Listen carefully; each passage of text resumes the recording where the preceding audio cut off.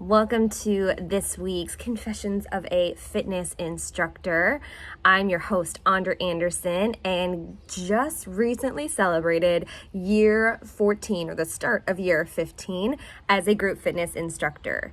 I almost 15 years ago went to a training in Virginia for Zumba, and ever since then, I have been hooked on being a group fitness instructor and offering group fitness classes. And I am just so excited to get ready for this summer of all kinds of things. I'm all over the place this month. I'm actually going to be getting ready while I'm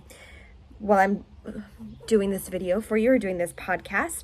I am getting ready to head to the one location where I teach during the academic semester. I teach at Washington College, and it is the last week of classes. So I'm going to head there, do my class, and then afterwards I am hosting a 5K a day challenge. So after class, I will be completing my 5K, which is great. And today's class is yoga, so it complements really well with walking. Of course, I think walking complements everything. And that got me thinking. So I do these challenges on a Facebook group, actually, almost monthly. Sometimes I'll skip a month just to give everybody a chance to sort of catch their breath and try other things. But I've been doing walking challenges, and it just reminds me to come back to the basics. And that's what I want to talk about. This confession is all about how easy it is to get started with fitness. How easy. I think we being the fitness profession, our part to kind of make it difficult for you in a way. So I think there are more people making fitness accessible for more, and that's amazing. But there's so much noise. There's so much out there. There's so much information about how to be fit, what to do, what not to do, eat this, do that, do this diet, do that thing, don't do this, that it becomes overwhelming for the general consumer, overwhelming for somebody who does not live and eat and breathe fitness. And to be honest, even though I've been a fitness professional for most of my adult life, it's confusing AF for me too. It's confusing. There will be times when I actually will share this with my class as well. I'll share, okay, so for the last 10 years, I've been telling you, don't do this stretch, or do this stretch in this particular way. Or the latest one that I just shared with my yoga clients was, for the longest time, we were encouraged to have people in tree pose where you balance on one leg. We've been telling people not to put their foot directly on their knee. It was always underneath, touching the floor, or above the knee. Now, the studies, the research, whatever, is showing that actually doesn't matter. You can press on your knee. You can put your foot on your knee. So there we go. There are also certain stretches that I've been in the fitness game long enough. There are certain stretches that we've been encouraged, like with your head and neck, not to do. And now coming back and saying, this is the best stretch ever to do. So you know what? Just do what feels right. Do what feels right. So that got me thinking about a post, or sharing a video, sharing some tips for how to get started with fitness, because it is so much easier than we make it seem. It is so much more accessible to you than you realize, and it does not involve spending a ton of money, doing a ton of research, spending a ton of time. Let's keep it simple.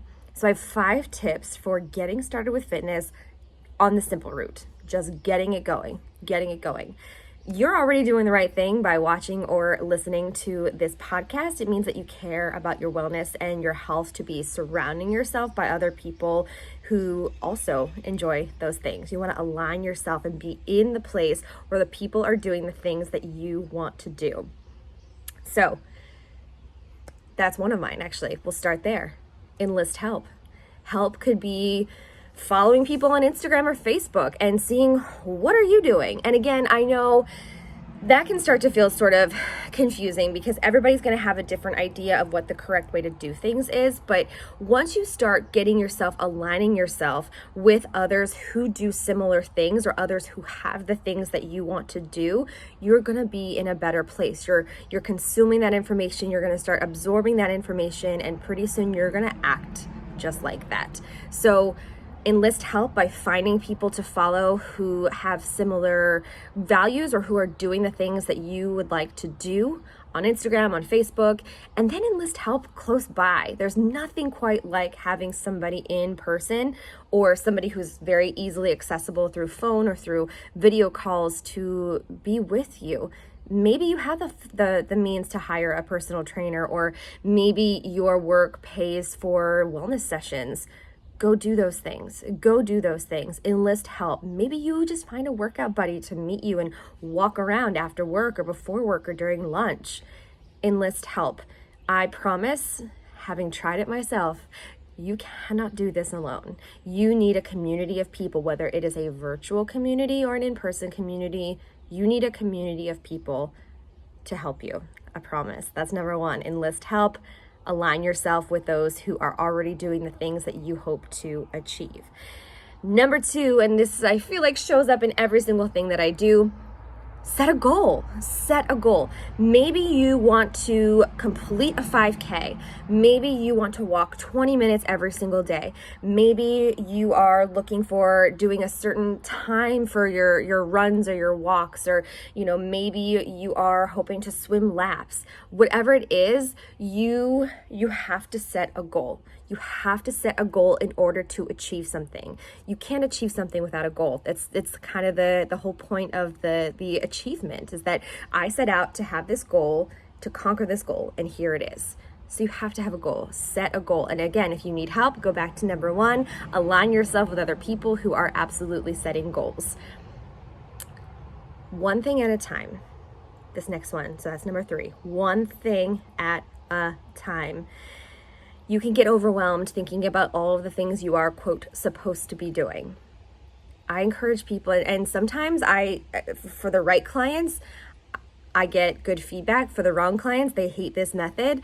But when people send me DMs, when you send me a DM, when you send me a message, oh my gosh, I really want to get fit, what do I do? I usually start with one of two things. Number one, assess your sleep. How is your sleep? Are you sleeping enough? Are you sleeping through the night? I find the clients who want to better themselves but don't have a good sleep routine, or are just sort of like overdoing it, killing themselves to wake up early in order to work out, are actually not seeing very many gains. Your body needs sleep. Prioritize sleep. Maybe that's your one thing. The other thing that I'll offer as like the thing to start with, drink more water. Drink more water. Water is life elixir. And I promise you're probably not drinking enough. Promise. So start with one of those two things and then add on as you build those habits. It's kind of like brushing your teeth. We're taught as kids, brush your teeth, brush your teeth, brush your teeth. And I don't even have to think about it. I don't have to add it to a to-do list. It's just something that I do when I get up, and it's something I do before bed. I want water and sleep to be those things for you that you just don't even think about. You're just doing. You're just getting enough sleep, which for adults is like 7 to 8 hours. Yes, it is.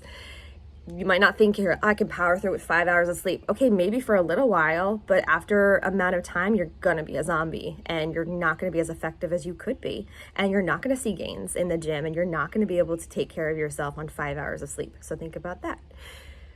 Water and sleep. Just do one thing at a time. When you try to do too many things, your body is like overload, and gets overwhelmed, and then you just want to quit everything and you have to start back all over again. So when a client's like, yeah, that's not enough, I'm like, okay, well, I'm not the right person to work with. That's how I do it. I do one thing at a time. I got to get the sleep and we got to get the water underway. After we do those things, then we can talk about getting physical. One thing at a time. Number 4, set a weekly affirmation, or look for a weekly affirmation, something that can guide you, something that can encourage you, something that can motivate you to get through the week. And it could be, I am doing my best. And anytime you feel like I'm not enough, whatever, go back to that. I am doing my best. And the more you say it, the more you can believe it, the more you can achieve it. Okay? I am doing my best. There, I gave you one. There's one to start with. Work with a word or a phrase that keeps you motivated, that helps you remember your why. Maybe your why is that you want to keep up with your kids.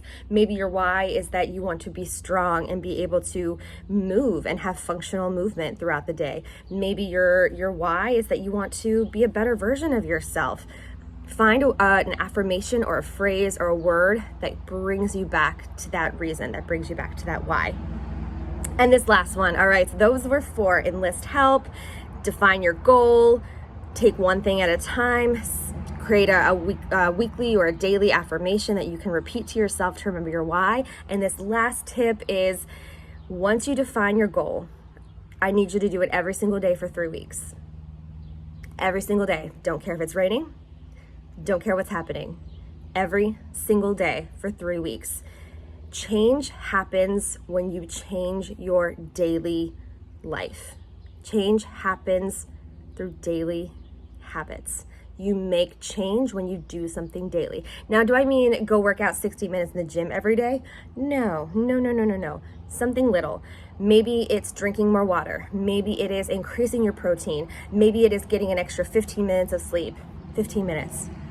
You gotta do it daily, because once you start to do it daily, your life will change. Your life will change when you do it daily. Your life changes when you look at what you do daily. I cannot say that enough. So there you have it. I wanted to pop and do this real quick.